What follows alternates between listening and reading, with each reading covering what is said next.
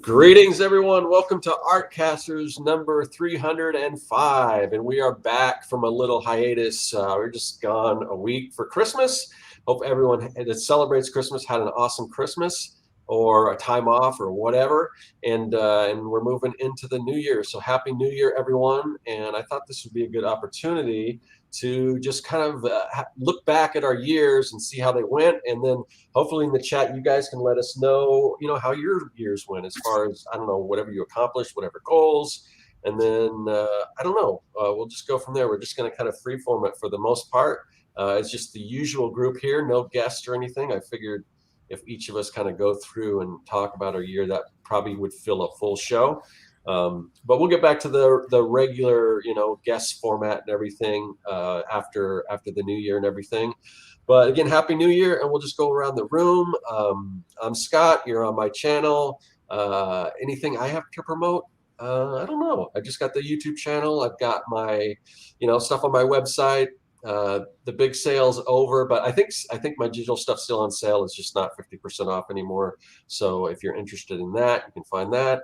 And yeah, that's about it as far as promotion. I don't really have anything. So Josh, what about you? What's going on in your world? What do you got to promote? Well, I would definitely promote this really awesome interview I recently heard on Geekdom Empowers with Scott Serkland. Yes, so I just wanted to throw that out there. That's pretty cool. And then there's another one up of a friend of the show, Chris Caligula. So oh, really? Yeah, lots of friends of the show on that. Yeah, I haven't checked out mine yet either, so I'm gonna have to check that one out. I'm gonna make a note of to watch those. Yeah, but you guys should check that out if you're curious to know a little more about Scott and like what got him interested in comics and all sorts of fun stuff like that. For me, I have a graphic novel about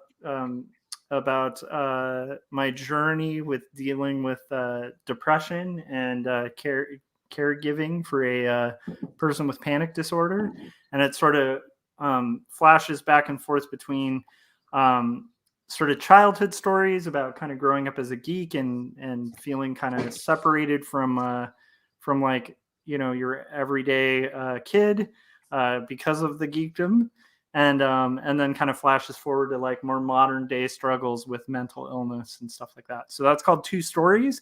And that's out currently, and you can get it for a really reduced rate for about $5, I think, still on Amazon, which is insane. And I don't think any graphic novels I'll be offering in the future will probably match that price. So go take advantage of it. I'm curious. So it's the new calendar year. I don't know if it's been a year since you released the book. Yeah. When do you find out like what your sales numbers are? The sales were really good for Marcosia. I already got the numbers, and I got some money. So good. I mean, awesome. It's not like the ideal scenario of sales, but it's definitely not for on an indie scale. It's neither good. It's not neither good like in what I would hope for, but it's definitely better than the publisher or myself's worst case scenarios were for sure, because it definitely sold some numbers. So I am definitely seeing pay from that. So I definitely want to see that continue. And also I think it's a good book, and I'm going to dedicate the next year to making the second volume. So yeah, definitely check it out. And then but that was actually cool. I was going to mention that in my, my recap. And then also there's a graphic novel coming out in May. Publishers Weekly just did a review of it, and then Goodreads, if you guys are curious, you can also look up there's a couple pretty insightful reviews of Jacob's Apartment, but it's basically a story about two polar opposite roommates in college who are sort of going through different struggles and circumstances. Jacob is dealing with kind of reeling from the loss of a family member, and kind of questioning his faith in God based on like loss and despair, and sort of struggling with those sorts of things like a faith crisis. And Sarah is struggling with sort of being in and out of sort of meaningless relationships to try to kind of fill the void from a previous relationship that had fallen apart that she had with one of her professors. And so Jacob and Sarah kind of end up finding themselves drawn to each other and also having interweaving dreams and sort of find a way to sort of help each other through that struggle. And it's sort of a love story, but it also has this weird dream element where it has talking stuffed animals and a lot of underwater swimming sequences inspired by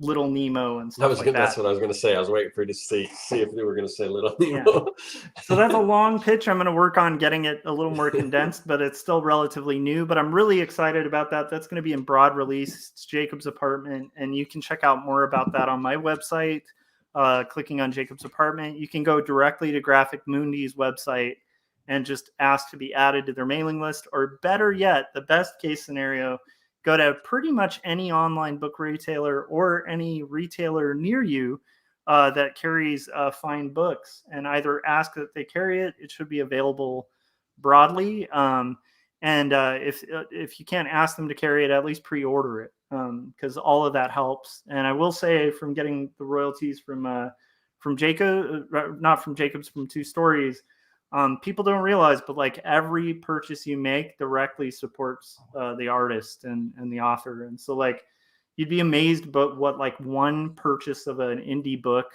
does for it on rankings, on reviews, all of it. Like, so the little steps each one of you guys make is literally the only reason I saw any sort of payment for my first book. And I know a lot of that is generated from Artcasters and from this crowd. And so I really appreciate that, and encourage you guys to continue. So yeah, that's my promotion stuff. And then, yeah, I'll stream sometimes on YouTube. All right. So Cory's a little under the weather, but as usual, he's a trooper. I mean, it doesn't matter if it's a motorcycle accident or whatever. He usually shows up. So, Yeah. So as best you can, Cory, what's going on? What do you got to promote? Nothing specific, but I will be doing I'll talk about this later in the show, but I did a live collaboration with Jim Lujan at the beginning of the year called Breaking the Chains, as we collaborated and animated a thing together. And I'm going to be doing that again with a dozen or more students and graduates. And so if you stay tuned to YouTube is probably the best place to go. And then just because I probably won't be able to show everything, you can always go to corykerr.com and click on animations there if you want to see the animations, and you can check me out on Instagram and some other things. I had planned on releasing a couple t-shirts and stuff that I've designed, and I just have not got around to doing that. I got them printed, and I like how they came out. They look really nice. But I haven't. Are you doing print on demand? Yeah. Okay. Yeah. Let me know when the First Amendment First one's Amendment available. one? Yeah. Yeah. Yeah, that should be soon. Okay. For a number of reasons, I've been kind of laid up for a little while. But yeah, so just my website, and then Instagram and YouTube is kind of where I mostly am for things. You can talk to me about stuff on Twitter if you want, but I don't post there much anymore. Cool. Yeah, and also, definitely. You're going to want to check out Cory's series that he's talking about on YouTube. You also want to subscribe to his channel, because now that he's an official member of the Artcasters, he's hosting a third of these videos. So you don't want to miss out. And also, I'll say this now. We'll talk about it again at the end of the show. But the newsletters they're kind of on hiatus right now that we usually send out, because I've kind of hit my threshold on subscribers because I guess it combines both the Artcasters and my own personal subscriber count. Once you reach a certain amount, they start charging. And I was like, okay, well, I'll start paying. And then I didn't realize it was as much. And I'm trying to see if it's worth it, because I haven't been sending out a lot of my own newsletters. So I've got to make some decisions. One of them, we may move over to what was it called? Substack is the one I'd recommend. Yeah, we might move to Substack, and that won't probably affect anyone's. I don't think that'll affect anyone's. If you already subscribe to the membership, I think it's just porting stuff over or whatever. But I definitely, and I don't know if we'll talk about. We may even, I don't know, Cory's hosting next time unless he's got a guest or whatever. Maybe we'll talk about what we're looking for to do, to accomplish next year or whatever. This is kind of a recap for this year. Okay, so I do want to get back into the newsletter thing and start sending out more stuff and everything. So, but anyway, just to let you know, if you didn't get a notification, that's the reason why. And yeah, I want to find out how many people actually are still using that, are finding out that we're going live based on the newsletter and everything. So you can let us know. You should have the analytics. Yeah, I just haven't looked at them on the YouTube side and on the other side. Yeah. So yeah. All right. So I'm going to move back to comments because I had the Frank was saying, should I unsubscribe to the Artcasters newsletter? No, please don't. No, and don't then do that. I would also say, just at the top, because we keep forgetting to do this at the beginning, we also all take super chats. So if you have like a question, I mean, obviously we'll address as many people in the chats as possible, but if you want to support the channel, support what we do, feel free to drop a super chat. And my general promise on these things is I'll read pretty much any super chat, as long as it's not, divisive or like rude to other people. But in general, we'll try to read any super chat that comes in. So we do take those throughout the show. So if there's something in particular you really want us to address or highlight, that's a good way to draw our attention to it and also support the show. So anyway, will you read them in a funny voice? I'll read them. Can people suggest the funny voice that you read them in?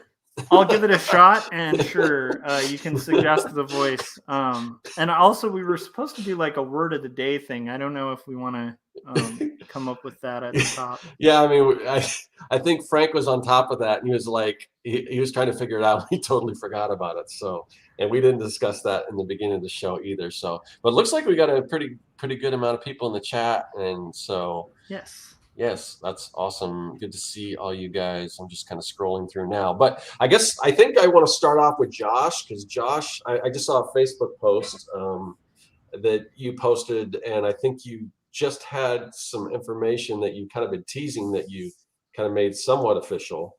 Yeah. So, I mean, you had a pretty amazing year, it sounds like. So why don't we start off with you, and you can kind of give a little bit of recap of your year and kind of some of the accomplishments that you made, and or anything that maybe didn't come to fruition. Yeah, I mean, so there's a couple things like that.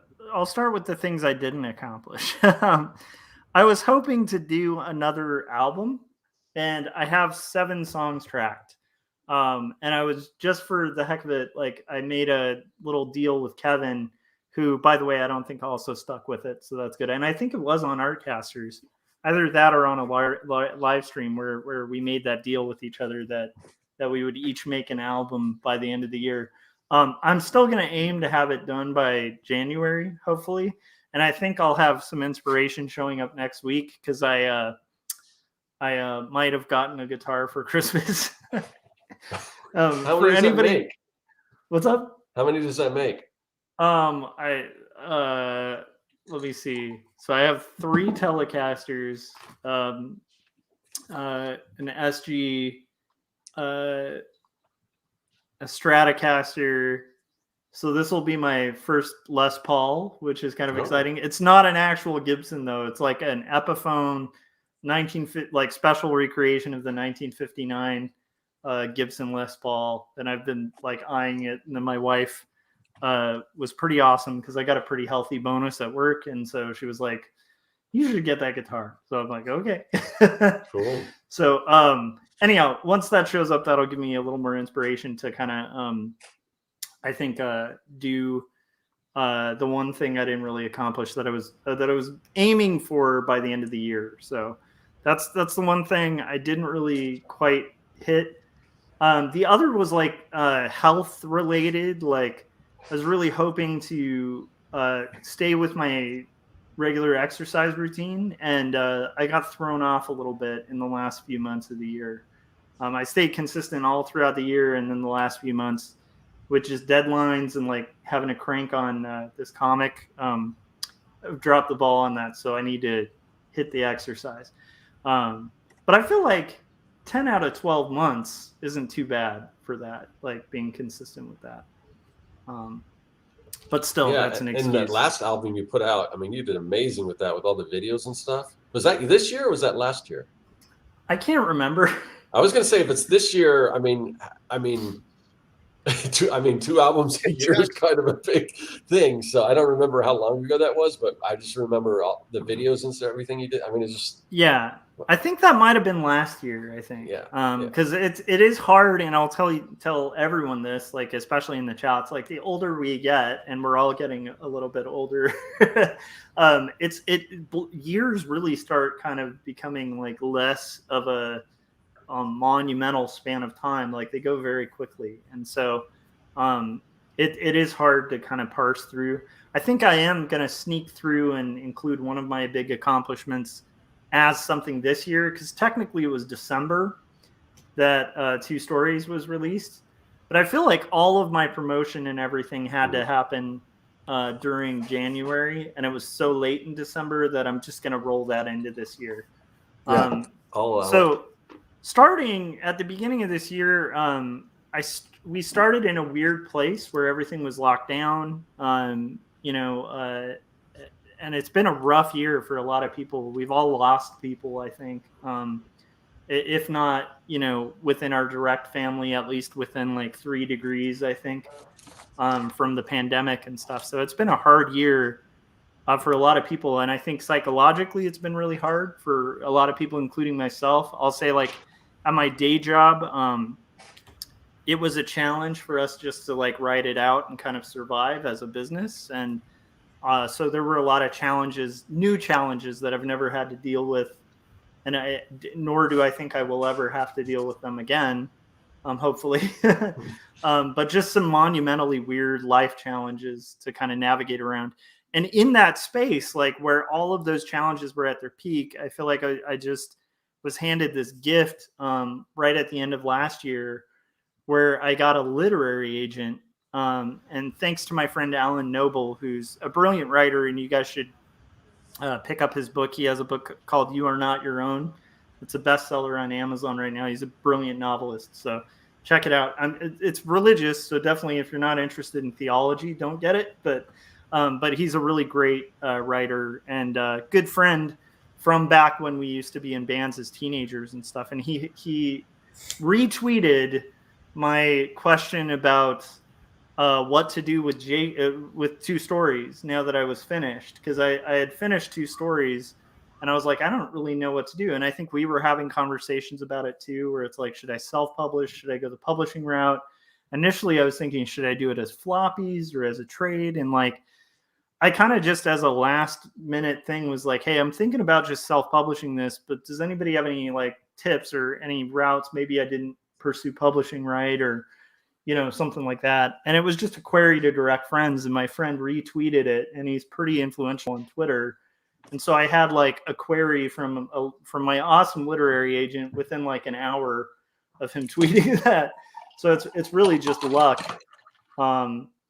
But my literary agent just went to bat, helped me develop a proposal, kind of taught me the ropes a little bit about having a literary agent and developing a proposal and how all that works, because I'd never really experienced that. I've had an art rep in the past, but the literary agent route is a whole new thing. Sorry, I'm rambling. No, this is all interesting. But it was cool and it was enlightening. And then suddenly I'm getting rejections again, but these are rejections from people I would have never even been let into the door with. Like, it's like publishers of very large size, And eventually we had Marcosia take a risk on it, because it is a hard book to sell. And so Marcosia agreed, and we got a contract. We got everything negotiated, and then and a 2-book deal. So that's what I'm working on now, is like book 2. So that was just insane. And so then I'm promoting a book at a time that's unknowable. So I'm surprised, and my publisher was surprised, but like that I did get royalties at the end of the year, because it was a hard environment to promote a comic, in the sense where usually you're going to do a lot of in stores for indie books. A lot of it's about like in person, in stores, at conventions, Yeah, that's true. But also there's the factor that, because like my local comic store said they were doing great because in the pandemic, what are you going to do besides read? I mean, that's one of the things Yeah. you can do.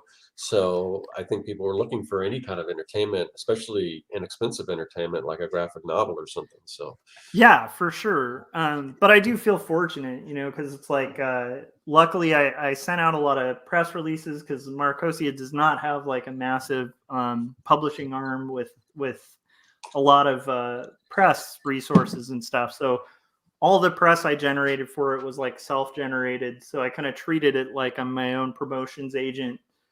And I think a lot of that early press really helped up the numbers. And I need to re-hit that again for Jacobs, which is with a publisher that has a much bigger promotional side to it. But I just need to remember, like, hey, if I double that, that would be cool. So anyhow, so that kind of ties into, so I basically had just been dedicating a lot of time to scripting out, like in the meantime, while I was waiting for the publishing deal, I scripted out all of book 2 for 2 stories. And then even after the publishing deal, between the publishing deal and release, I was starting to thumbnail and rough out like book 2. I finished that. I ended up roughing out and thumbnailing the entire book. I did all the like, if you guys see this without the pencils, I did all of that on Illustrator for every page of the book, which ends up clocking in at about 130-ish pages. It's like 130 or 140. And so I have it all roughed. And so now it's just game time, like where it's just drawing and inking and just nonstop. But I remember I reached this point mid-year where I was like, and I was talking to you guys about this. This is the fun thing about this story, is like this whole journey, I've had you guys like kind of cheerleading me and kind of helping me out, because I've hit all these dilemmas, where I'm like, I was talking about how I was a little concerned about losing momentum because this is going to take me probably till the end of next year. And so I was like, do you guys think maybe I should pitch Jacob's Apartment, which was a finished graphic novel. It was my first one. And it took me like 5 years to do, something like that. And it was sitting like this full color 130 page graphic novel was sitting unpublished.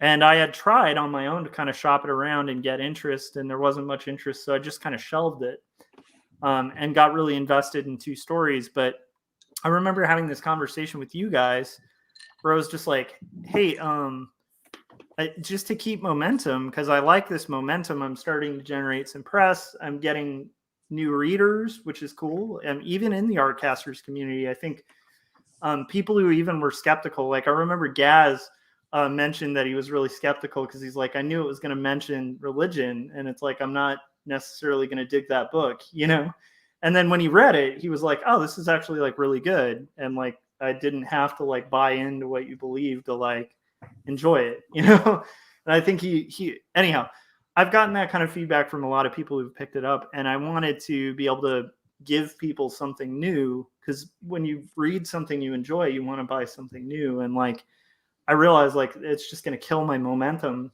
and I might possibly lose some readers, but I have this finished graphic novel. And so maybe I should like promote it or pitch it. And so I decided I asked you guys like what your thought was on it, and you guys were like, yeah, like you should. So I approached my literary agent. She was on board. And so we drafted a proposal of that and shopped it around. And weirdly enough, like even Graphic Mundi, I kind of mentioned them to my literary agent because I got really interested in what they were putting out. Like if you go on Graphic Mundi's website, you can see for like a new graphic novel publisher, they have a lot of really cool stuff happening. They're putting out like very literary comics. A lot of them are in unusual subject matters. And a lot like their interest is in really telling stories. And it's definitely like, I'm not seeing a lot of like fantasy or sci-fi, or pretty much everything they're doing is like true to life. And so I was like, that sounds like a publisher that would fit me well. So we pitched to them, and they loved Jacobs. And so Keeley, my literary agent, got that deal going. And then I met Kendra, who's my editor at Graphic Mundi, and she's brilliant. And she read 2 stories, which is really unusual for a publisher with a new author they're signing, to just be like, I want to read your work and get familiar with who you are. And that's, I don't know, that's new to me.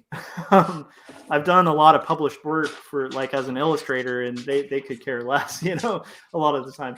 And so I was just shocked to have this editor who not only like wanted to get to know what I was about, but like really had insightful, awesome feedback with Jacobs. And so we edited the book and even revised certain parts that I think, these weren't edits where you're like, oh, this is like commercial. It was like weird, cool, artsy stuff where it's like, hey, it mentions, you mentioned a bee in your story.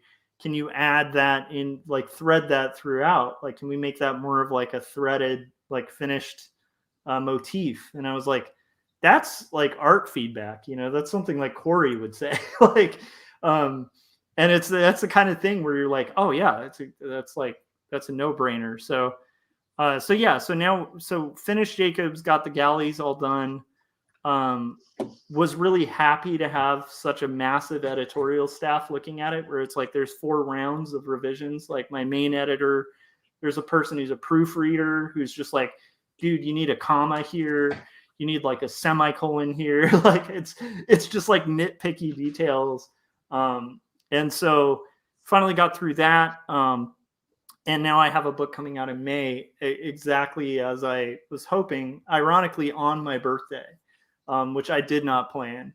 But I'm so excited because I'm like, cool.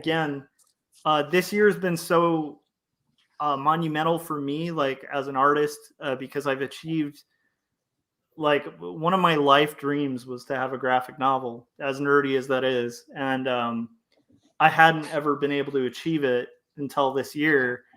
And now I've achieved it threefold. So let me get into number 3, and then I want to pass it on because I realize we're at like 30 minutes. No worries. So I'm excited because this weird plan that was just a thought where I was like, hey, wouldn't it be cool to have this book come out like in the interim to book 2, so people have a new book. And yeah, so there it is. So finally, while that was being shopped around, I forget what I was waiting for, but I was waiting for something with 2 stories, and there was kind of a delay. And I think this had to do with the pandemic too. Oh, I'm sorry. Actually, this was before the Jacobs pitch thing. So it was like right in that interim where everything was shut down and I was at home. And I think my publisher, when we were shopping 2 stories, not my publisher, my literary agent, when we were shopping 2 stories, got feedback from a lot of people who were like, I love like what Josh is doing. I love the style. I just like the genre is not what we market, but if he ever has anything else that's like in a different genre, like it's not autobio, like shoot it to us. And so I finally got that response so often that along with like before pitching Jacobs, Keeley asked me like, well, do you know of like any other stuff you might be interested in working on that I can kind of hand them as like a counter pitch, like, and I was like, well, because I don't have a script. I do have Jacobs, right? And then I also have a sister who wrote this brilliant script, and we've talked for years, just kind of casually about how cool it would be as a graphic novel. And it's a historical fiction story that takes place in like the Victorian era with these famous authors. And I still can't talk about it yet, but hopefully soon. But I developed the pitch, and all of this happened on Artcasters too, where I was doing a lot of streams and like working on the pitch pages.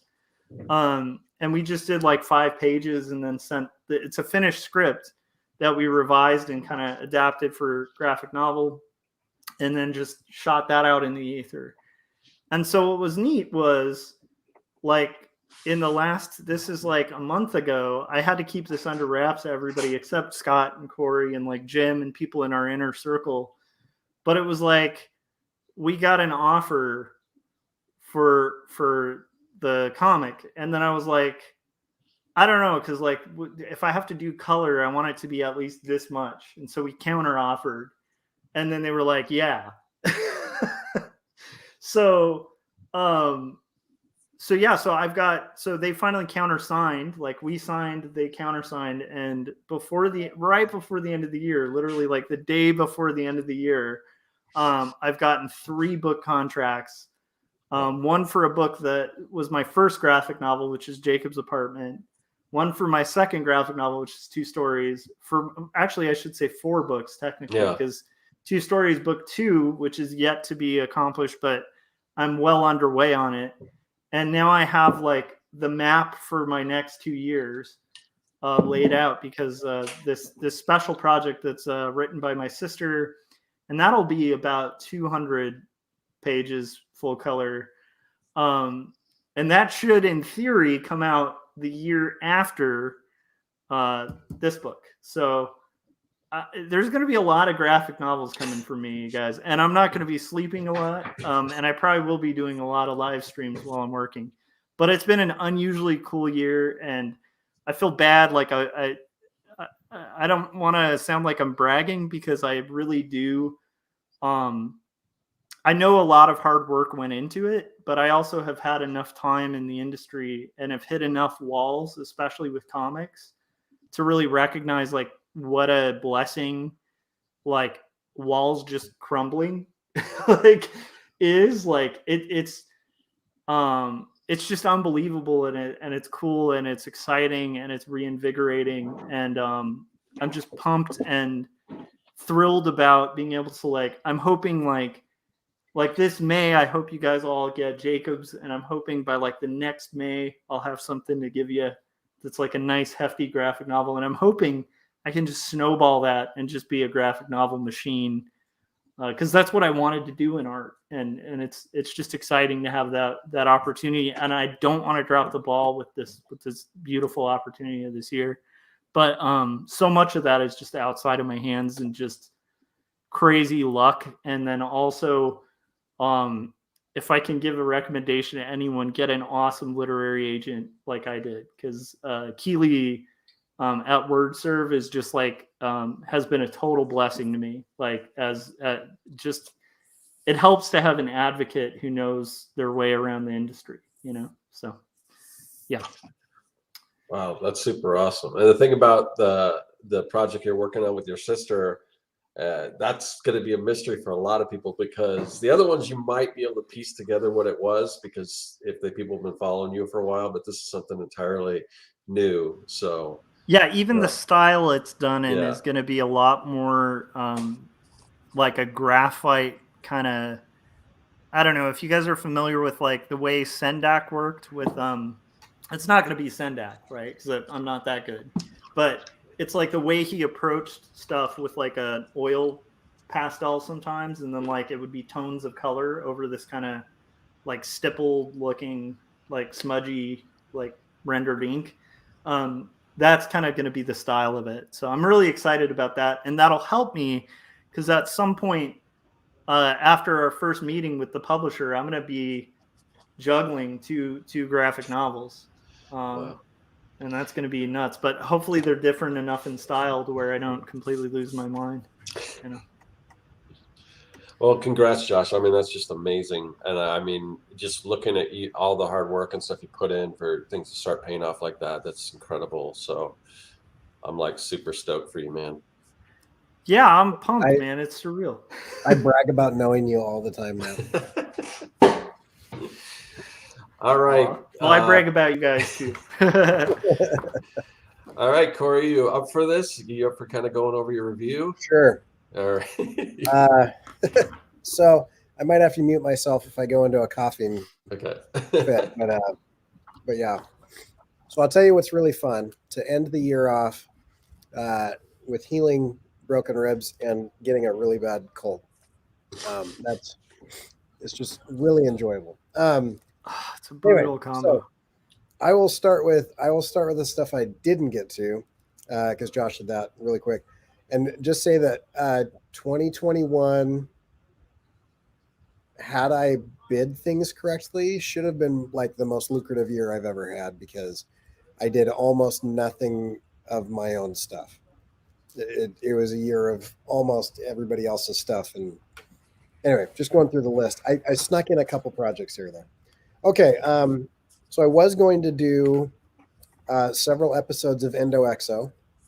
I got the first episode done at the end of 2020, and I was gonna hit the ground running.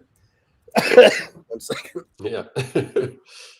And so Endo Exo is Cory's web series that he was developing, all about the fall of humanity and everything like that to computers and technology. So yeah, and you can still watch episode 1. It's a year old now. But yeah, Endo Exo. I was going to do a couple more short stories in the From Hell's Heart universe, which is a comic that you can go read on my website if you like. And then I was going to finally get around to publishing or crowdfunding my Tongue Cut Sparrow children's book. So I didn't do any of those. And the reason I didn't do any of those is because, let me share my screen here. I'm going to flip through some of these things. So we'll go share screen 2. yeah. So I did this. So this is Congressional Battle Bots, where this is the first time that I was Have I shadow seen banned. this? Oh yeah, I remember this. Okay, yeah. So this is the first time I was shadow banned by several different platforms, actually, because it was right during the election, and I was making fun of the Electoral College, and so they got mad at me. And then I got together with my good buddy Jim Lujan, and we made 11 episodes of Breaking the Chains. Yes. To produce. Sorry, go ahead. I was just going to ask how much had you worked with Jim prior to this, or is this kind of? This is the first time we had collaborated. That's what I thought. Yeah. Yeah. So we've hung out and showed each other stuff, and we were doing. I can't remember what we called it. The Indiemation conversation, right? We were doing just talking about animation, but we hadn't gotten to actually doing that. Sorry, could you just mention like the only other real animation collaborator Jim's worked with other than you, Cory? Is that? Yeah, you're in good company. The only other one that he's worked with? From what I understand, yeah. Oh, okay. So yeah, me and good old Bill, we're in the same ballpark there. I just wanted to highlight like the fact that Jim wanted to collaborate with Cory is speaking a lot about Cory's talent as an animator, because again, like, yeah. So anyhow. Yeah. So anyway, yeah, it was fun, and it was. And Bill is Bill Plimpton for anyone who's. Yeah. Bill Plimpton, Academy Award nominated. I don't know why this says this is the premiere, and yet it's not showing yet. But anyway, so we made a cartoon that you can find. Then I'm checking these off as I go along.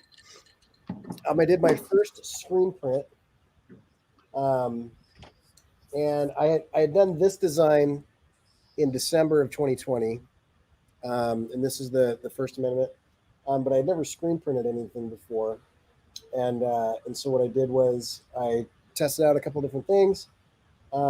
And then I actually did screen print it here, and I think it turned out pretty well. I liked how it went, and I did a whole like process video on like how to do the screen printing and stuff. And my daughter and I tried to do a screen print, and it didn't come out. Oh, really? Yeah, when I went to wash the screen, it washed away a lot of the stuff. So you didn't expose it long enough. I guess not. I guess not. We're gonna have to try again. But yeah, I enjoyed it, and then everything else took over, and I haven't been able to get back to it yet. But anyway, that was really fun. I enjoyed doing the screen print, and this is the shirt that another thing I didn't do this year. I was going to make available. I mean, I did this back in January, and then I never actually got to it. But anyway, so then let's see, First Amendment, Unchained Aggression. I started and killed the Indie Review Show with Joshua Kemble. That I think both of those things happened this year, Josh. I think we started that and killed it this year. Yeah. And although honestly, I like our live streams a lot when we do that. Yeah, the live streams are fun. And if you haven't seen, I'll just go there. Yeah, that was a great show. I'm disappointed that it didn't perform the way you guys were hoping it would. And I don't know if that's the entire reason why you guys let it go. I'm sure a lot of it had to do with just your projects and stuff. But yeah, I mean, some of it was that, because, I mean, that was probably a more labor intensive show than I've done, just because of the research and everything else. But a lot of it was that, but then a lot of it was just, I don't know. Yeah, very few people were showing up, and so I don't know if it really was hitting the audience that we wanted to hit. But if you're looking for a short list of a dozen or so really good books and a deep dive into why they're really good, check out irsagency.com. Somehow we have that as a URL, and so that was fun. I enjoyed doing that. That was good. It was good. Then I was sponsored by Wacom. And let's see. Oh yeah, dude, the Wacom. Yeah, so I got sponsored by Wacom. They gave me a nice Cintiq. I did 3 animations for them, and I get to say that I was sponsored by Wacom, which is cool. They still haven't put those on their side of the thing. I'm not sure what happened with that, but part of it was I didn't follow up. Anyway, so I did this nonsense camera machine. I did. Let's go back here. I did this squid in space guy. So kind of this alien squid. Very few people saw this, actually. This one was a fun one. cool. Unlike a lot of things that I do, most of this is actually like traditional animation, like rendered frame by frame, which is Oh, I didn't know that. Yeah, I mean, a lot of it's puppet, but the kind of dress or Mhm. whatever the gray thing is, that's animated frame by frame. So I did this to teach myself how to use a plugin called Time Lord, which connects Photoshop to After Effects. I've got to go faster, or I'm never going to get through this stuff. That's cool, man. I also did this guy, which I thought was a lot of fun. And I have like a whole series of tutorials of how I did that. And I actually filmed my hand doing this. I think I might have. Yeah, so I filmed my hand doing it, and then I drew over that to kind of figure out like where the major keyframes were and things. And so I have a whole YouTube video on that. So cool. So that was fun being. Keeman says he loves the astronaut squid. Appreciate that, man. Thanks. So that was a huge highlight in my life to have some outside validation. To Wacom, who I've been using for years. I mean, or over a decade, even. Yeah. Yeah. I mean, quite a long time. It was really nice. I reached out to them, and they didn't hesitate. They were like, "Yeah, let's do it." So that was pretty cool. Then I picked up. So that was about the first quarter of the year. Then I picked up a client, Mary Redmond, and I did an animated music video, and that took way longer than I had anticipated. I mean, it's done pretty well. On my YouTube channel, it's only got about 700 views, but on her YouTube channel, I don't know how much it is now, but it was over 10,000 within the first month or something. So that did pretty well, and it won. Let's see, it was selected for 4 festivals. It won 11 festivals. It was a finalist in 3, semifinalist in 1, and got an honorable mention. So 5, 16, 17, 18, 19. So roughly 19 or 20 kind of awards or recognitions, with 18 kind of still outstanding. So rad. So that outperformed my other short that I did last year, which was I think got tanked by COVID, because I had like a 60% approval rating, and then COVID hit, and about 60 film festivals in a row declined, I think, just so that they could keep everybody's money. But I got a much more favorable rating record on this one, which I thought was great. It's been fun. I've had some interviews remotely as the director for this, and it's been fun to kind of meet other filmmakers and stuff. So that was cool. And then immediately after I finished that, I finally got, after about 6 months of chiropractic work and about a year of just trying to figure out my workstation and habits and everything, I finally started feeling healthy, and I wasn't injured anymore. And about a week after that, I dumped my motorcycle, and I broke 7 ribs, and then I broke my collarbone in 2 places. And so that took that took a significant chunk of the year out, about 3 months where I couldn't do anything. So that was frustrating. I don't know. That whole time I've seen you, I watched you on Artcasters just pumping out these other animations while you're doing Yeah, laid up and everything. So one of them I think is on the thumbnail of this video. So. Yeah, well, no, that's since then. So this is the first one. Let's look at dates here. So this is 15 weeks ago. And then the next thing that I did was so cool. Yeah, so there was a full month that I didn't do anything. Because I couldn't move my arm. I actually animated this one in a sling.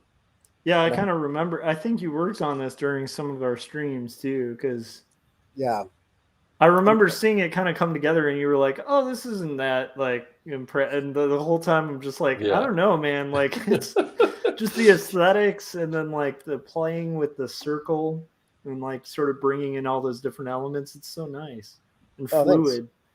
I like it. Yeah, this is my test to see if I could move my arm again. And after doing this for a couple hours, I realized that it was too early and I couldn't yet. So I was actually in that sling for about 8 weeks. Jeez. And then I did our friends Nip Mollycoddle and Mortel Taze. Where did those names come from? I actually Bizarre. I watched you guys talk to Jim about names, and I thought I should just come up with some crazy names. And so I went through and I just have a note on my phone now where anytime I hear a word where part of it could be funny, I just write it down. And That's so so smart. This huge list of potential names and so on. And so this is my attempt at getting back into Adobe Character Animator. And so I did that, and then I also did a couple little illustrations just to kind of get my feet wet again. This is the first thing I illustrated since the first real illustration I did since the accident. And so I had these two guys kind of facing off with each other. And so that was fun to do. I actually did this as a demonstration for some students at a retreat.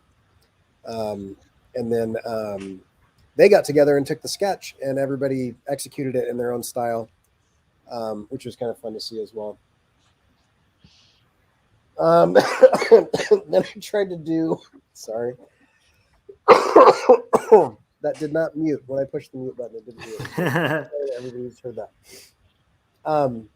So then I tried to do the Insect News Network, and I took some old illustrations that I had done, I think sometime last year, and I cut them up and animated them, and these guys are talking about giant addiction, and this is a very loosely veiled, thinly veiled kind of stab at people who defend being addicted to your phones or having so much intrusion of technology that it's somehow a good thing, giving away your rights and your privacy.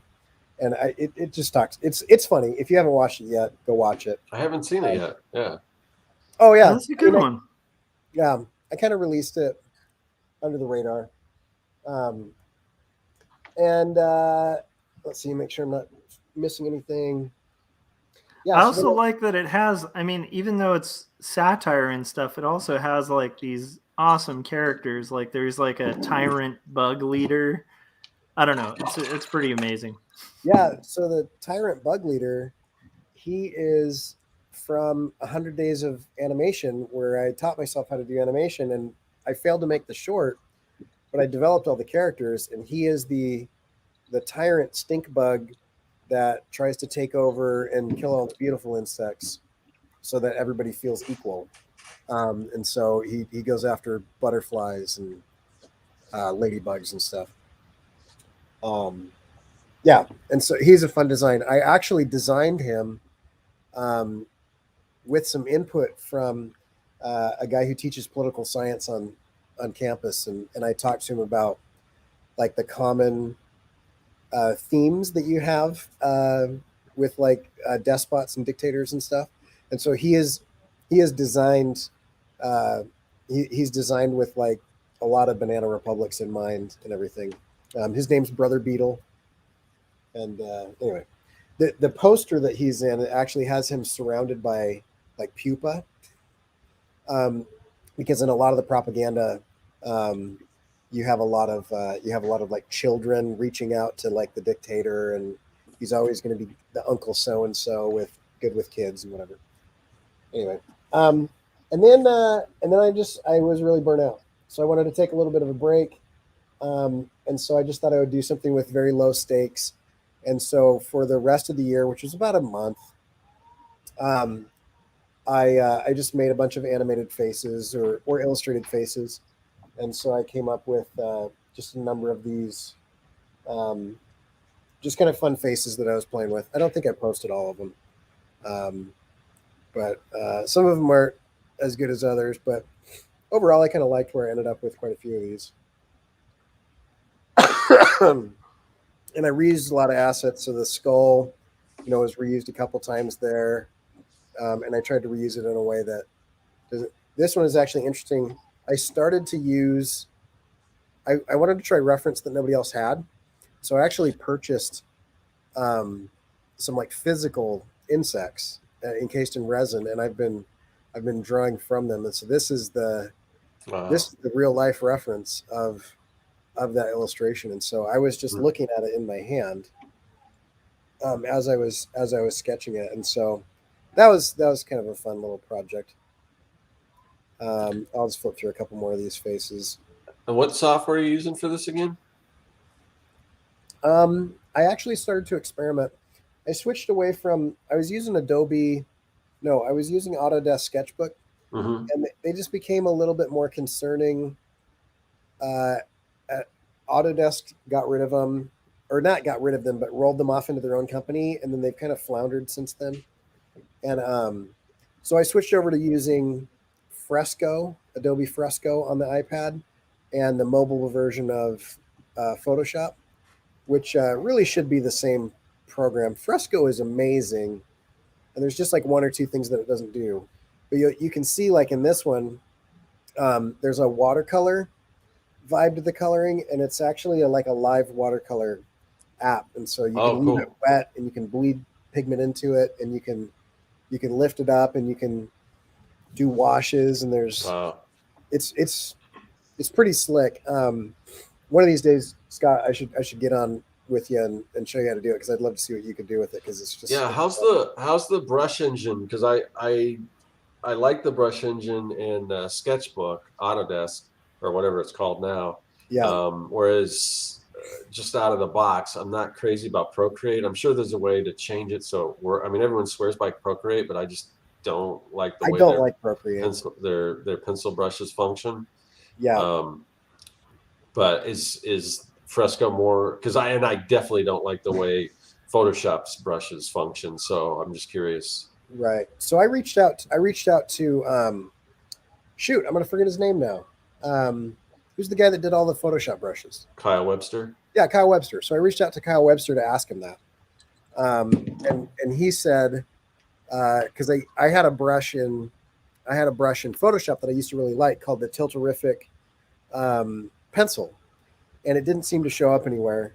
And he said that the Tiltorific pencil, which to me acts more like a real pencil than anything I had seen, that is the pencil that's the pencil that is baked into Fresco. Okay. And I like it because, just like Sketchbook, where you put it, you put the point down and you get a point, you turn the pencil to the side and you get like a flat edge. And then the pressure sensitivity is pretty accurate. It works really well. Just a little bit of correction. Yeah, you can actually adjust. Yeah, you can adjust your correction pretty significantly instead of on Sketchbook, where it's like 5 steps. This is a slider from 0 to 100, and so you've got a lot more smoothing nuance that you can do. And I actually turned it up. I like a lot of wiggle, but actually turned it up about midway, and I like the results that I get with it. So, but yeah, Fresco I like, and it's cool. kind of lacking a couple things. A couple of these I should make into stickers. I really like that one. This one I wasn't really fond of, but this is one where a store about 30 miles away from me saw this and then looked at the rest of my work and reached out to me, and now they're carrying all of my stickers and some posters and postcards. Cool. So that was kind of fun. Let's see. And then I think I ended the year with, getting close, that one. No, one more. Yeah, this guy. So, no, sorry, that one. Yeah. I saw you working on that. Was it the Artcasters last, or was it? I think so. Yeah. That's cool. Yeah. So, so I don't know what that is. 9, 11, 12, 13, 14, 15, 16. So 16, and then there's 3 that I didn't. There's 3 that I kind of like animated along with this guy, that I don't have posted independently, but I should do that. So yeah. So other than go back to that guy. Go back to that guy real quick. This guy, the guy with the hat. Yeah. Is there like a 3? Is it just an illusion? Is there like a warping thing on it? Because his hat looks like it's got a kind of like a curvature to it. Yeah, there's a little bit of a distortion map on his hat. Yeah, that's cool.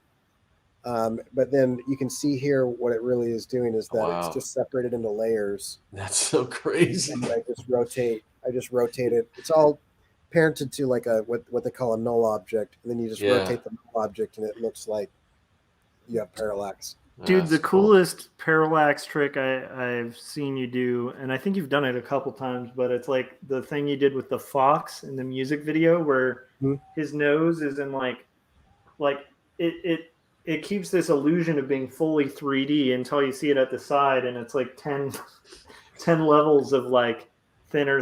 Yeah. And it's so convincing. This is what you're talking about here. Yeah, this is a fun one. So you can see the controllers, and then eventually I'll turn it so you can see all the different layers. 2, 3, 4, 5. Yeah, but it's so brilliant. 6 layers of the nose, and you can see the slices. Oh, that's crazy. Yeah, I stole that from a guy named Daniel Guys. It's so weird how that works. It makes total sense now when you see it, how it works. Yeah, he does it. He's got a polar bear that he does, and he doesn't use like line work, so it's all just paintings.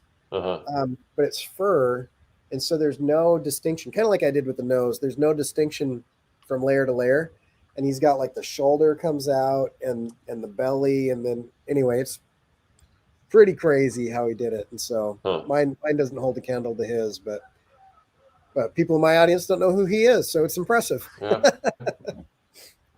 So yeah, so that's what I did this year. I think that's amazing, and honestly, I'm also very thankful that you were still around, Cory. I've got full range of motion back. I just don't have strength, so I can do that, and it only hurts from about here up. So yeah, that's actually a big thing. So that's good news.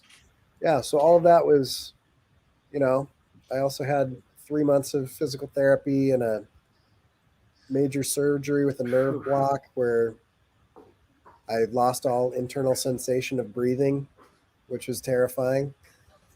That's one of the worst experiences I've ever had. So it was an interesting year. It's definitely been a challenging one, man. That's nuts. I remember just this is a little side note story for anybody who wasn't kind of following along around that time. But I remember this point in chat where Cory was describing how his bone had broken, like his collarbone had broken, and Gary was in the chat with all of us. And he instantly goes, "Oh, do you mean the whatever?" Like he starts naming like technical names of each bone. And then Cory's like, "I think, but I don't really know the names." And then he sends like a screenshotted diagram that he had just sketched out of like, "That's how it broke, right?" And Cory's like, "Yeah." Like it was just funny where it's like, because Gary's like literally does that for a living. Like it was just fascinating. But also super disturbing moment. Yeah. Anyhow. Yeah. So yeah, I don't know, pretty good year. I think I made more money freelance this year than I did at my first job outside of college. Awesome. And had I charged properly, I should have tripled that. So, but still good. And it, when every major appliance in my house broke and we had to replace the kitchen, our oven went out, our microwave went out, our dishwasher went out, our washing machine went out, and our refrigerator went out all this year. And we had to replace all the cabinets and the countertops. And I had a surgery. Like, we're still not in debt. So, bonus. Dude. Yeah. I mean, I'd rather have the money in the bank, but we have a nice microwave now. So I do want to throw this out there for any of our listeners or whatever as a slight challenge. Cory was in a severe motorcycle accident, 3 months out of the game, and still has this to show for a year. So if that doesn't make you feel like you should work and get some art done, I don't know what to say. But also don't hurt yourself producing. Yes. Don't measure against me. I'm weird. Yeah, I don't have an excuse because I wasn't in any kind of accident like that. So I probably should have went first because you guys have got amazing years. I don't definitely. No, Scott, I feel like you have. I don't have a fancy slideshow or any visuals or anything like that. My fancy slideshow is just Instagram. I'll take this off now. Well, yeah, but that's the thing because I don't even really post on Instagram, so that's something that maybe I need to get back to doing. So, yeah, but that's the thing. I mean, you guys are always sharing all the stuff you're doing. A lot of the stuff I haven't been sharing, and maybe that's one of the things that I get to do more, other than on YouTube and everything, because a lot of it's just whether it doesn't fit the brand or whatever. But that's something that I'll that I'm going to have to figure out for next year and everything. But so yeah, I mean, I had like as usual, I've got a lot of goals and things I set out to do, and I actually I'll be putting out a video. I didn't put out a video this week, and when I get to my kind of YouTube thing, I'll kind of go over that. But my goal was just to put out at least a video every week, and so this week I didn't put out a video, but since Artcasters is on my channel this week, that kind of still it counts. So yes, so yeah, goal achieved. So I didn't totally fall off the my schedule and everything. So but yeah, the biggest thing for me really, and I talked a little bit about this. I didn't talk much, but I'm like I said, what I was leading to. I'm gonna put out a video where I'll talk a little more in depth about some of this stuff, and how I think I'll break it up into 2 different videos this year. Usually I do like a recap of the past year and then goals for the new year. And one of my goals with YouTube is just to be a little more concise. So I think I'm going to break that into two videos. And but the biggest thing that happened for me was I enrolled in a transformational leadership community, and it just opened so many opportunities for me. And basically by the big part, there's several different parts to it, but the main part is just kind of,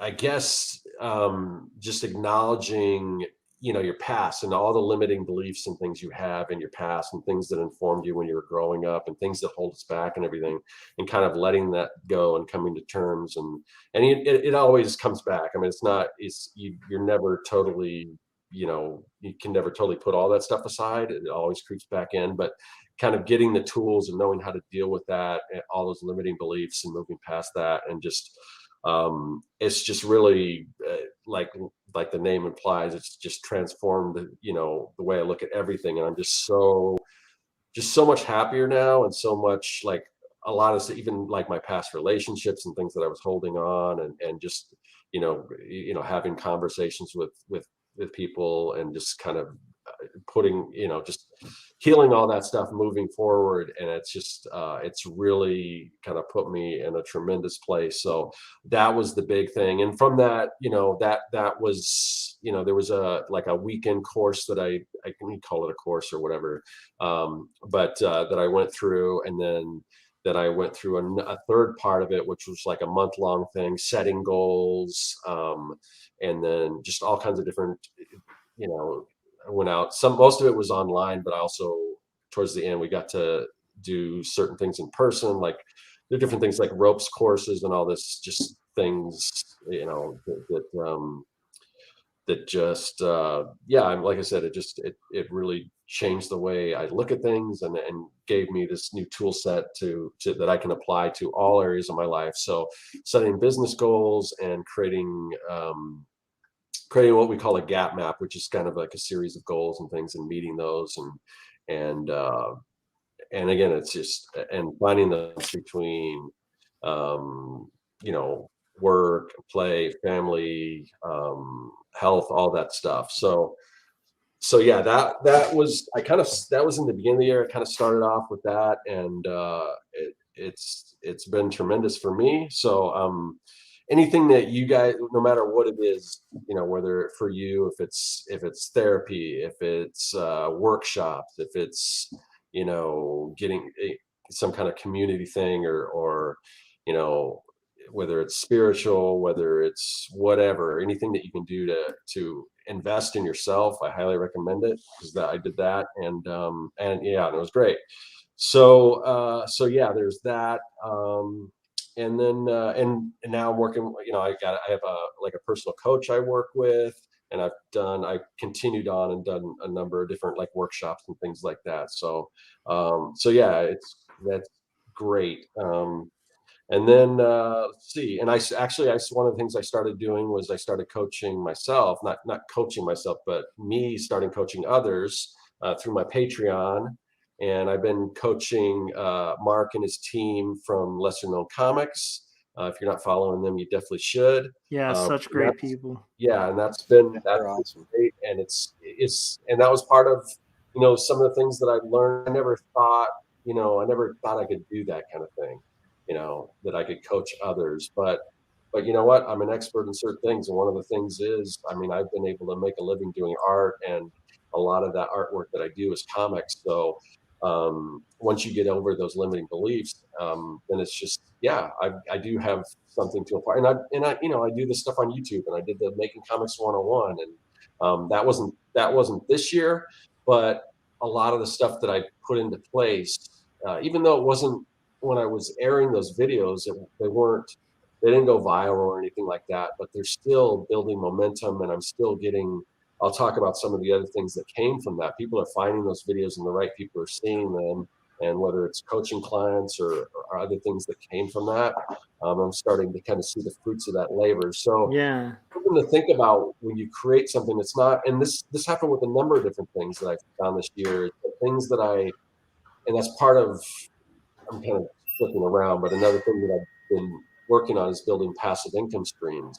And a lot of those you don't see the results from right away, but they just keep building and building. Yep. And the more of those you have, I mean, it's a little bit of money here, a little bit of money here, or whatever, or whether it's putting out a video here, and then later on somebody sees it, and all that stuff kind of comes back. So just being consistent, like I was talking about with YouTube, putting out videos every week and trying to improve the quality of those videos, and presenting myself as an expert, because YouTube doesn't, at least where I'm at YouTube with my views and stuff, it's not, there's no way I could live off YouTube. It's just a little chunk of change every month, not much, but I'm starting to see the residual effects of all those videos and things like that. So yeah, so it just builds.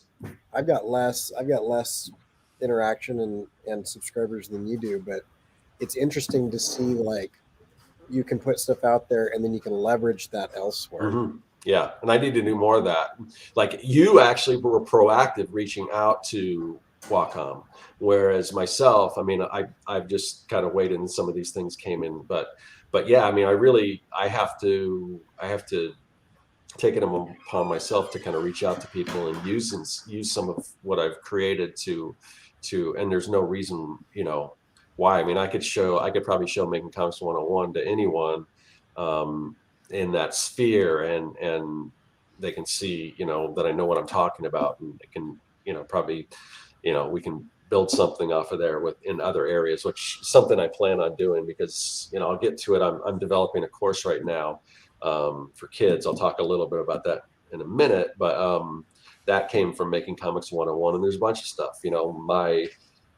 Mark from Lesser Known found me through Making Comics 101. So yeah, that was kind of cool. Just open myself up to being a mentor, and the great thing about being a mentor is that, you give, but you also get back. Cause I probably learn as much from Mark and his team as I give them. So it's great.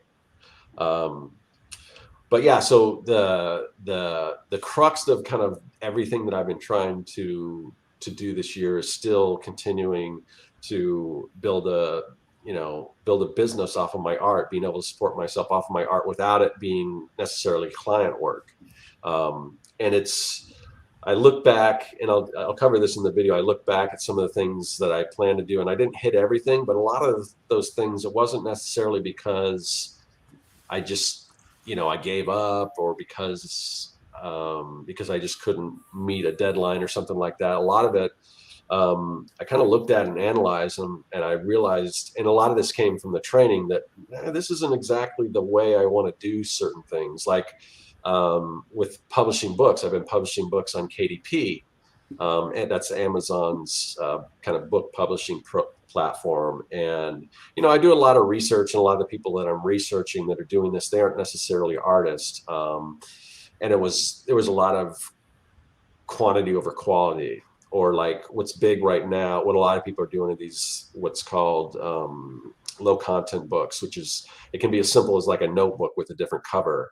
So I published a lot of those. And but I also published like coloring books, and I published my comic workbooks and things. And what I noticed was the things that were the easiest to publish, like the notebooks and things. And I had some, and I would put my notebooks, you know, with the cover design and up against, and I even went a step further, like inside like my lined notebooks, I would have like little watermarks with little, what if it was a character or something. So,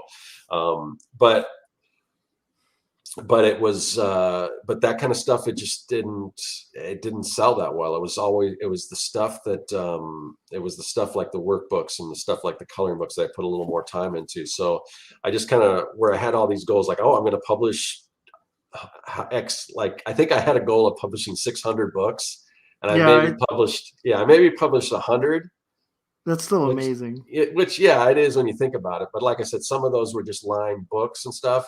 But even though I published way more of those just simple books, they didn't really perform. Whereas it was the ones that the coloring books and stuff. And a lot of that also was what I'm noticing. It's not necessarily, because a lot of people, what it is, it's you design these books and you fill them with keywords, and then people find them from the keywords. But I found that it was the stuff that I was promoting myself, because I would send stuff out to, like, if I do a dog book, I did one on, like, say if I do one on like a Norwich Terrier or whatever, I send it out to a person who has a vlog on Norwich Terriers, and they share those things, and they start to sell, and I'm like, so I'm realizing, instead of that, and this is what I'm going to take, I think, into next year, and I've got all this stuff out there, and some of it just sitting there, and I'm realizing that all the stuff I'm sitting out there has the potential to earn money and to, but I'm not promoting it. So it's kind of that 80-20 rule, where, I can put out as much stuff as I want, but only a certain amount of it is actually working. But I think instead of producing more stuff, focus on the stuff that I've already produced and promote that, reach out to people, because everything has a niche attached to it. So if I reach out to whoever's in that niche, even stuff like I created a book, like it was just a little guide for like, it was kind of tongue-in-cheek guide for hunting Sasquatch and stuff. So I sent a copy to Squatchy. He shared it, and I got a decent amount of sales just from him sharing that. So I think that's more what I'm going to move into in the future. Instead of focusing on creating all this stuff, just focus on the stuff that I have and start promoting. It's the same thing with like the t-shirts and stuff like that. I had a plan to upload. I think I did kind of hit that goal. I had a goal to get to, because I had just started doing the t-shirts on Amazon. And it's a tiered system. So you start off where you get only 10 slots, and once you sell 10 shirts, like the one Josh is doing. And thank you to everyone in the Artcasters community, because you kind of did help me get to, I think, tier 25 when I was trying to do that. And then eventually I got to tier 100. And then my goal was to get to tier 500, which I did.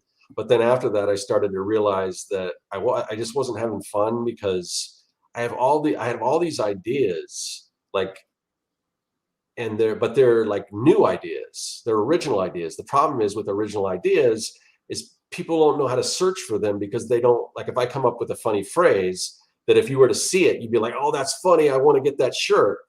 But people don't know how to search for it, because it's something they've never heard of. And that's why a lot of people that are super successful doing merch, they're basically taking somebody else's idea, somebody else's design, and just tweaking a little bit, or sometimes just stealing it outright and re-uploading it. And I just was finding that, that's not what I got into this to do, because I could just do any job if it was just to make money. I want to earn money doing what I like, and I just wasn't, if I can't come up with fun, original ideas and sell them, which I can, but I have to promote it. Like I've got a good idea for kind of a brand that's kind of funny and stuff, so eventually I'll probably get back into doing some t-shirts and stuff. But so just dipping my toes into this and learning as I go, and kind of being smarter about it. I've kind of learned along the way with that type of thing. What else? Another thing that is definitely going to continue into the next year that I want to do. And it was a little hard coming out of COVID, quote unquote. We're still, wherever we are right now, we'll see. But I wanted to get back into doing some community things, and I did do one drink and draw. I had a pretty good turnout. Actually Gary came out to it and everything. But I want to do more local stuff like that moving forward. And, I did one, and then I kind of got busy and stuff, but that's definitely something I'd like to do. I'd like to do one a month, so, and I've got a lot of people that couldn't make it that are interested in doing it again. So I want to start doing that one again. And then none of this stuff is in order, by the way. So at the beginning of the year, I started off doing 100 Days of Making Comics. And I did that successfully again. And I don't know if I set out to actually complete my comic, but I am really close. So I've got the not only did I write issue 5, but I also wrote issue 6, which is the completion of the story. So the whole story's done, and I'm super happy with it. I'm super excited. I can't wait to get this done. But the book's penciled, the book's inked, the book's toned because it's not color. It's like grayscale. And then I think I've got maybe 2 more pages to letter, and then just design the cover and design and color the cover and everything, and just compile it. So yeah, it's ready. And part of it, I kind of slowed down towards the end when I was doing the lettering, because I definitely want to kickstart it. Because I think Josh and I come from different schools as far as I'm more like, I want to try to promote stuff myself, because I don't want to wait a year to see what my sales are like. But so I want to kickstart it. But right now there's just a lot of stuff with Kickstarters, with like paper shortages and postage going up, what they say is temporary. So hopefully, I don't know if that's going to ever go down. I'm kind of skeptical when they do temporary, quote unquote, temporary price hikes and stuff. But so I'm kind of seeing where that goes before I launch a Kickstarter. So I've been kind of waiting on where that's all at. But yeah, so I've been, it's cool to get back to work on my comic and have that all written. So I'm excited with that. And yeah, just a lot of, looking back, there were a lot of goals that, like I said, that I didn't really hit because I sort of pivoted. I decided that, I'm not sure if I like this, or I want to change the way I'm doing it, or whatever. But then certain things showed up that I wasn't expecting, and I think that's always the case, good or bad or whatever. But I had some cool opportunities that are still kind of in the works. Right now I'm developing an NFT project, so I'm hoping to launch that next year, and hopefully that'll be a success. Had a lot of fun doing that. Like I alluded to earlier, through the Making Comics 101 series that I designed, a company called DIY.org, which is a platform for kids. It's a closed platform, it's like a safe platform for kids, not necessarily, because I've always wanted to do a course for kids, but YouTube's not really the place for that. It's not really a safe place for kids to learn, So, but I wanted to do a comics course for kids, so they reached out to me. So right now I'm developing a course for them, and that'll be coming out early next year on their platform, and just that's kind of a cool learning experience. I'm in the thick of that right now, and yeah, I don't know. Oh, and then I've been doing a lot of stuff with my local comic book store, doing a lot of signings. I mean, you've heard me talk about them here. That's super fun. And I know Josh has got a chance to do some of that stuff too. I just did one. I did do my first Wednesday show, Josh. And I don't know if it was because it was the Wednesday before Christmas, but it was, I think I probably did just as good or better than I did on any Saturday that I did, which was yeah, cool. Dude. Wednesdays are interesting too, because like it's more of a steady flow, at least my experience with it. And I think Surprise has a lot more traffic anyway, but it's like a steady flow, like throughout the entire day. But it comes in waves, and it's all the regulars, which is awesome. So you get all the people picking up their pull lists, which is awesome cool because those are the comics people, Yeah, and I've got like return customers that come back and have me commission like sketchbook covers for them and stuff like that. So yeah, it's just cool to see what people kind of come up with. And it's like I kind of have a rule that I don't usually take stuff home, that I just do it when I'm there. So, but that's kind of cool for me because it's just my time to go in and I do that, and I don't. Other than that, I don't really typically do commissions. So it's kind of fun to give me a chance to do that kind of stuff, and just it's kind of interesting what people come up to you and want you to create. So so I've been doing that, and then I did a couple variant covers, one for Archie Comics, one for an Image title called Ice Cream Man. And hopefully I'll get to do more of those. My local comic store is also carrying my You Can Make Comics workbook series, and so I published a bunch of new ones of that. And then digital products. I think I did not meet that. I think I had a goal of like creating like, I forgot how many it said, like 6 digital products. I didn't do that many, but I did. The one I did was pretty big, and it's kind of a 2-in-1 because I did one for Procreate and I did another one for Adobe Photoshop and Illustrator, but it was the comic lettering masterclass.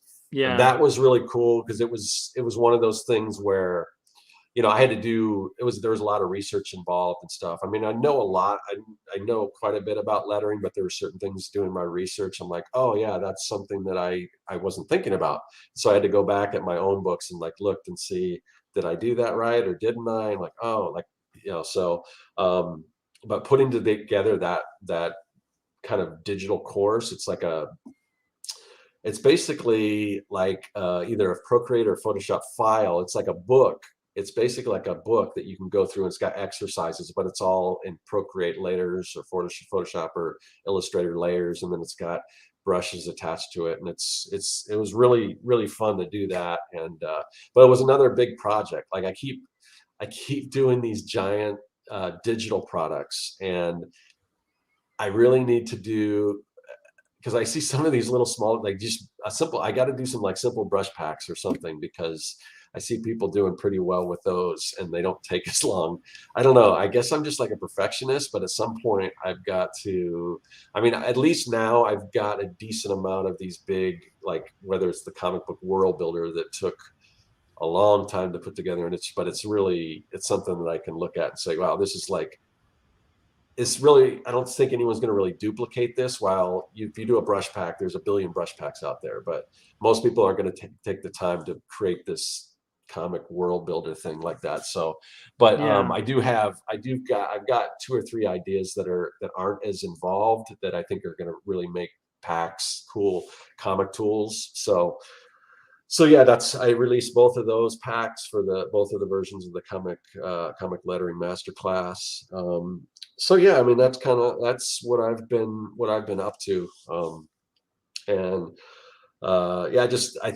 I think next year sharing all this stuff, sharing a little more, other than because really my only platform that I share on is YouTube. But one of the things that I want to do is I want to start with like a newsletter and get my newsletter, to a point where maybe I'm even sending one out on a weekly basis, but I want it to have certain value. But then so what I want to do is take that content and probably roll it into whatever I'm talking about on YouTube. So, and like getting the most out of it, coming up with whatever that week I'm going to be talking about, and have that part of my newsletter. And I can even take that newsletter and put it on my website as a blog. I don't know how many people read blogs, but if I've already have the content, it might not be that difficult to do. And then taking bits and pieces of that content, maybe putting it up on TikTok. And then I want to break up some of my Making Comics 101 content and put that on TikTok. And also, if you do TikTok, you can also do, what is it? Is it YouTube? Is it Instagram Reels or Instagram Shorts or YouTube Short? I forget. They've all got their own little video Instagram thing. Reels and YouTube Shorts would both work. Yeah. Yeah. So do that. Dude, if you do that too, definitely do the hacks as like TikTok, just chunks, like one. Oh yeah. I need to do that. The art hacks too. Yeah. Yeah. I also want to see you doing little dances with everybody. Okay. Yeah. No, please don't. Yeah, And, get some vintage roller skates and just, Yeah. get in some really skimpy clothing and just dance around Okay. I get my own in a rainbow I outfit. have said this time and time again, but as soon as I have to dance to get people to show up and look at my art, I'm done. I am quitting art. It depends, because to me, if that were dancing while playing music, then I could be like, yeah, that would be fun, depending on the kind of dancing. But yeah, if it's No, I'm not. No, I get what you're you're saying. an actual musician who performs on stage. I'm just a 41-year-old man who has no musical talent. And I feel like half the people on TikTok are just like attractive people doing some really easy, boring looking dance, and everybody's freaking out about it. And I'm like, I feel very old on TikTok. Every time I get on there, I'm like, this is the dumbest pile of crap. No idea why this is. Yeah, but I mean, it may not be as viral, but if you can find a niche, like, because I know And let's also not forget, like, YouTube started out as just cute cats. I mean, that was the basis of early YouTube, was like, I'm not look saying at these cute animals. I'm not saying TikTok is dumb. I'm saying But the I content feel that prevails on TikTok makes me feel like an 800-year-old man. Yeah, 100%. Yeah, because I know when I signed up to just get my account and reserve my name and everything, it started recommending me stuff, and I'm like, okay, no. And I had to like seek out, okay, who do I know that's doing stuff on TikTok? And I don't know a lot of people, so I had to actually physically hunt people down, and sometimes it wasn't that easy to find them. Right. For instance, the one guy, Brad Geiger, who's on the Comic Lab, he's been doing comic content and everything. I haven't watched it lately because I haven't logged on to TikTok, but his stuff is just straightforward, talking about comics and stuff. So, it seems like he's getting a number of views and stuff. Also, a lot of our chat is requesting dancing like we've never danced before, and then also one requested. Chase asked dance with Gene Simmons to Disco Era Kiss on TikTok. Well, that's the thing. That's the thing that I mean, I could probably do some of that and it may go viral or something, but then it's like, okay, I got to keep doing this now, And that's, there are many things that I will do for money. I'll throw this out there. If we can get super chats on one of my videos on my channel over $1,000, I'll dance whatever dance you want me to do. I'm just throwing that out there. I don't think it'll happen, which is why I'm perfectly comfortable saying that. Yeah. Be careful, man. I have seen many a live streamer throw down a super chat challenge that may actually come to fruition. Great. And then I get $1,000 out of it. That's fine. Yeah. If you really want to punish me, give me $1,000 and you will really punish me. That's going to be, and it'll be cumulative. It could be a couple bucks from everybody. I don't care. Yeah. I don't know. Oh man. I should not get, sorry. I am about to rant. I'm gonna hold that. It is off topic. All right. Yeah. So I mean, I guess that's kind of our years in review. So Scott, just commenting on what you were talking about. Yeah. It's interesting thinking about last year, because I remember, I think you had wrapped up the comics course, and it was so extensive and like time consuming, and there wasn't like a ton of fruit initially from it. Right. And it does feel like, even with guests we've had on the show, I have noticed like it's starting to become more of a thing where people are recognizing you as the guy who did the comics, on YouTube. It's definitely, they're starting to get more and more views. It's just a gradual thing. And some of that may be because I talk, I mention it on every, if people haven't heard it and they tune in, I mention it on pretty much every Artcasters or whatever. And then, and people are finding it. And I think there's probably a few of them that have number one in whatever keyword category that is. And so, and even my biggest videos, the ones that have like 100,000 views on it, they didn't have 100,000. They didn't really, there was one that went, maybe you could say semi-viral. There was one day where I started getting all these comments, and then in a day, I think a couple of days it had like, I don't know how many maybe it was like 10,000 views or something like that. So that was probably the closest I've ever got to going viral. But that didn't happen until probably a year after I published that. And that was, I think, the art hack video. And then I had another one that surpassed that, and that's the stickers video. And that one's even older than that. So Yeah. you never know. I mean, all these older videos that I put out a long time ago that are getting more views. So, you know, and it's also, it's just fun to see. It is fun to see like that it is starting to kind of bear fruit. And then also like you have some stuff that's attached to those videos too, that are, you know, moving on Amazon. And so that's cool. I mean, it's been cool to watch that like gradually kind of build, kind of like you had sort of hoped. So yeah, what's interesting when I do talk, because I've done a few videos about my workbooks, and it's essentially really a commercial for the workbooks, but I think they're valuable enough that, you know, people, when people see them, it's like, oh wow, I could do something cool with this. But those videos, when I've done those videos, they get double or triple the amount of views as an average video for me. So that's kind of crazy that I could put out sort of an advertisement for something that I'm basically trying to sell to people, and it still does, and it seems to do better. So I mean, people were really digging those books. So that's been rad. Yeah, so I want to do some more. You know, I want to do a comic strip format one. I've got some other ideas too. So, and probably the other thing I was thinking today is I might want to do like a one where I compile a lot of those different books into one big fat book and just charge, you know, quite a bit for, and see how that sells. You know, as like a big, like a big, I don't know what, like a comic work, or like a comic, I don't know what you call it. I don't know what to name it, but something like a big fat, you know, activity kind of book with all that stuff in there. See how that does. So yeah, I'm still thinking, you know, because it's already stuff that I already have. It's just a matter, and I would put extra stuff in it, like extra like tips and things like that. But so yeah, we'll have to see. I love it. What's this? I'm trying to see what, I don't know what Frank's referring to when he says I can make that bot disappear.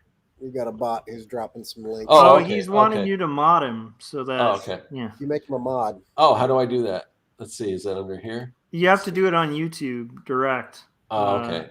In the chats, you just like right click or whatever and make him a mod. He's a mod on my channel because Frank's a good dude and, you know, pretty reliable. Yeah.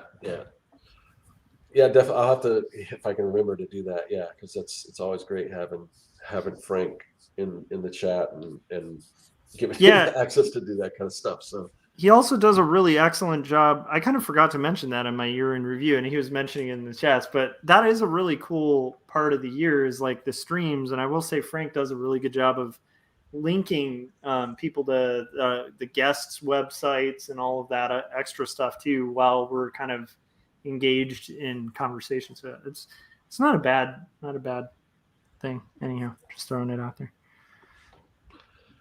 Yeah, so that's our year in review. Is there anything you guys want to touch on before we start closing things out? I'm excited for an injury-free year next year. That's my main. For as much as I seems to have gotten done this year sucked in so many different ways. Oh man. And so I'm really excited for this arbitrary rotation around the sun to change. I understand that because it has been a really rough year, I think, for and it does look like it's possibly facing upward a little bit. So yeah, I mean, I don't want to jinx anything, and I mean, things are still great. My life is a fairy tale, with the exception of a couple of bumps and stuff in there. But like, I don't know. It was an unusually traumatic year. Yeah, so. I was gonna say this year sounds like your life is a fairy tale as written by George R.R. Martin. No, then there would have been, very satisfying deaths. That's what I'm saying. Is like I could have gone down 3 feet to the right and drowned, or hit the concrete wall that I missed by about 1.5 feet, or Oh yeah. the freeway that was only guarded by a chain link fence that was just about 20 feet in front of me. And that was just one night. So yeah, anyway, I don't know. I got out in kayaks the other day. I mean, my cousin did all the paddling and I sat there like a lump, but I was able to. Uh-oh. You got something to read here, Josh. Ooh, $3. Oh, All right. $3. All right. Frank You wanna super request a chatted and voice? said, "Keep on rocking, guys." Do you want Scott to read that in Gene Simmons' voice? Oh, I like it. I think you should. This is Gene Simmons from Kiss. I just want you all to know to keep on rocking, guys. I love it. Thank you, Frank. Thanks for the kicking in. And Chris Kawagiwa said a lot of story for Cory this year, which is 100% awesome. I will say this. I think the most entertaining thing to happen to me this year was all of you guys joking about how I almost die all the time. And then I almost died again. And then you didn't think it was funny anymore. And I was like, no, it's still pretty funny. You're like, yeah, it kind of hit close to home. Like, yeah, but you need to, because if it's not funny, then it's just really depressing. Yeah. I think we're all just happy you're around, man. Like, that's the key, because it was a little scary for like a week or two there. So, yeah. Another accomplishment we had that we hit 300 episodes of the Artcasters. That was a pretty big accomplishment that we all did. Yeah. Darn tootin'. And that's also thanks to our awesome viewers and community, because you guys keep us going too. And you've seen us kill a show that we enjoy doing because nobody watches it. So anyway, yeah, that's good. So I like doing this show. I'm glad. I guess that was a highlight of my year. Is I was invited to be an official host. Hell yeah. Yeah. We let's see. Gary's saying I missed the first couple of minutes. Do you have the Rona? I might. I'm waiting on a test. Yeah, Gary, I was telling Cory that I don't know where he's at. You're in California now? Is that where you're at, Cory? Yeah, sorry. I was just coughing. Oh, yeah. But I don't know. In Arizona, you can just walk into a CVS and get an over-the-counter test. Dude, so, yeah, I got a cold earlier this week, and it took me 4 hours to find a local store that had a rapid COVID test because they were sold out. So they're almost non-existent, at least in my area, California. I'm guessing it's probably the same for Cory too. I went to a train station and waited in line with like plastic sheets everywhere and everybody walking around in hazmat suits, and I felt like I was in a movie based on some sort of monkey pandemic. Wow. That's how I got tested today. It wasn't terrifying at all. And the fact that like California, which is supposed to be a fairly advanced state, that they're having all the people who might have COVID stand in a line together. I thought that was kind of dumb. Yeah. It depends on the county and the area. But yeah. Yeah, no, the last thing I'll say, because I know we keep trying to close and I keep saying stuff. I did propose and have approved just about a year ago the sabbatical that I'm starting. Oh, yeah, dude. So I will be spending the next 3 months in the Central Coast of California doing a project. So it'll be nice. Cool. So instead of kayaking very videos, ambitious one. Yeah, instead of kayaking videos in the Yellowstone, you'll see kayaking videos in the ocean. So awesome. If I can get to the point where I can paddle again at some point. That's actually my goal in the next 3 months. Is with Cory's luck, this will be the great white shark story. Okay, I will tell you this. We went out kayaking 2 days ago. No. And you can look it up. In Morro Bay, about half a mile from where we were kayaking, in shallow waters, a boogie boarder was killed by a great white shark. Oh my God. And that doesn't happen in the Central Coast often. So, Wow. but yeah, we were there. My mom even called and was like, I know this is where you guys are. Did any of you die just now? Did they get boogie board mistaken for kayaks? And I was like, no, we're all alive. So yeah. So that was this week. Oh no. Anyway. Cory, be careful. Be careful, man. I don't think I would die. I think I would just get seriously injured, and it would be a really funny story to tell later. It would be like the limbless Cory showing up on the show, and he's like, "Well, on a plus note, I can draw with my mouth." You know. Yeah. On the upside, he only took off my left arm, so I can still draw right-handed. That's nice. So yeah. All right. Anyway, sorry. I did think that your great white joke was funny because it just happened to me 2 days ago. So. I love it. Yeah, it's good stuff. All right, so that's pretty much our journey through 2021. We'll see how 2022 shapes up. I got big plans and big ambitions and everything. So hell yes. And to make this corny, I'm happy that we get to experience another year with us three and the Artcasters community journeying through this art thing together. Awesome. I just thought I'd make it cheesy. Oh, wow. Huh. Wow.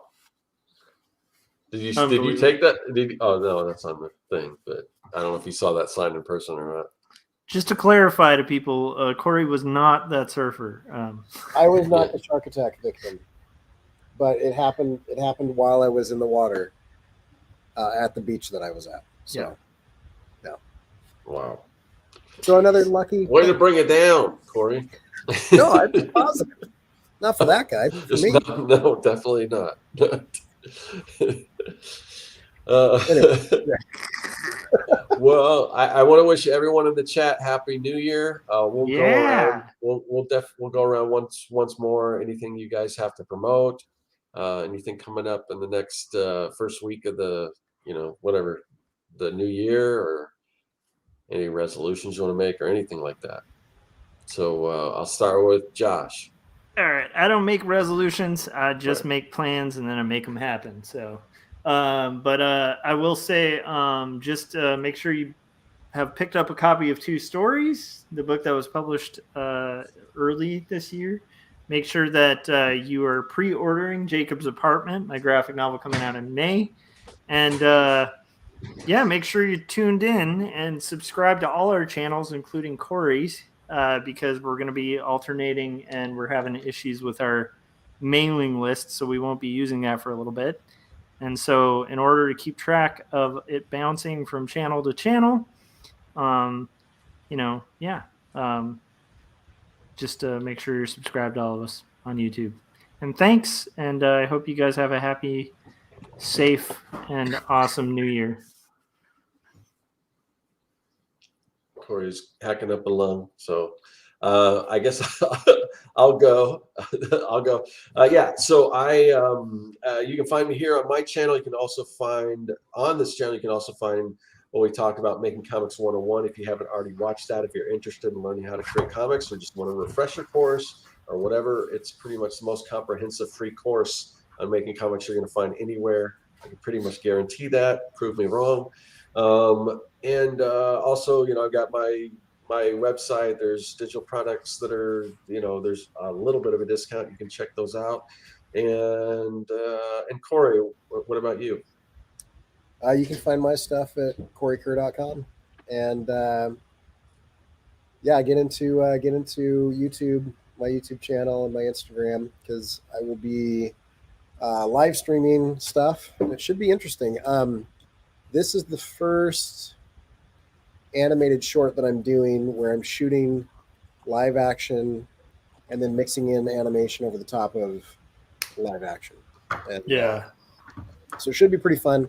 It's also the first animated short that I've done with this many people. So pretty ambitious. And anyway, I'll give you this pitch because this is the pitch that really turned me on to Double Fine Adventures.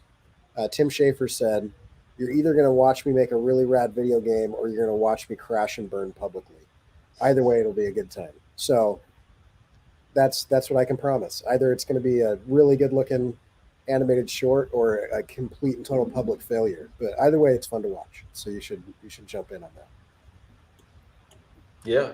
I'm anxious to see what you're putting out, and yeah, it should be pretty awesome. I mean, anytime, because I was updating the playlist on YouTube with all the new Artcasters, and also like again the other reason why you want to subscribe to Cory's channel is because next week Artcasters will be on Cory's channel. So and it'll be on every third episode on Cory's channel. So definitely make sure you subscribe to Cory's channel because like we mentioned earlier, the newsletter that alerts people is kind of on a little bit of a hiatus until we figure out some stuff with the mail service thing we're working with. But yeah, definitely check out Cory's channel for Artcasters. And I was looking at both of your channels because Josh, for a while, you guys were doing the live videos, but I looked at the last two videos on your channel, Cory, were Artcasters videos, which meant, I'm waiting to see some more videos from you guys. So it's good to know that some of that content's going to be coming out. So I'm looking forward to it. It still hurts to make things. So yeah, I understand. I definitely understand. So, and a cold or possibly a coronavirus on top of that. We'll see. Hopefully not, but hopefully it's just a cold. But yeah. So anyway, but yeah. So should they still subscribe? I mean, yeah. I mean, it wouldn't. I mean, you guys can still subscribe because if we port it over to a different service, your email will be in there, so it wouldn't hurt. Like it's on hiatus right now. The mail, the newsletter thing that just basically all it does is alert you guys so you know when we're going live. And also, I'd be curious to know how many people actually use that as the way of being alerted about the show. Just and I can dive into the analytics and figure that stuff out too as well. But yeah, we'll see. We're going to look into Substack and all that stuff. So we'll see what we decide to do with that. But you could still join it. It's and then when we start back up again, you'll be on the list. So all right. So let me go back to the chat real quick. Let's see if there's any. I just want to comment on Frank's comment. Please don't waste your money on trying to make me dance. That's not a worthwhile investment. Yeah. I All right, think guys. You guys should completely throw him $1,000 and make him dance. But hey, I'm all about the free market. Let's make this happen.